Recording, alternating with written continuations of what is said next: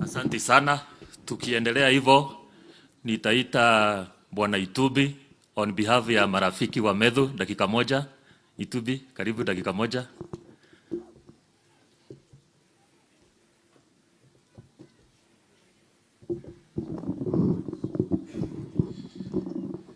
Thank you very much, Your Excellency the Deputy President, Speaker of the Senate, Senators, MPs, friends na watu wa Njambeni, habari zenu. Mungu ni mwema na wakati wote.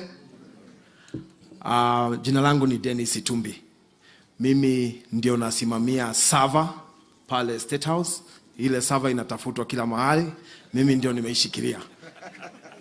Na huyu kijana anaitwa Methu ni rafiki yetu sana. So we came to say pole to you, Senator Methu and family, and to, at this time when you're mourning, to tell you that as friends, we value your friendship. Huyu kijana ambaye mulichagua na akakuja Nairobi ametengeneza marafiki wengi. And when ukiangalia kila mahali hapa kuna watu katika kila kona ya Kenya. He is a friend not only to the people he knew when he was growing up in this area, but a friend to the many people he has made friends when he came to Nairobi.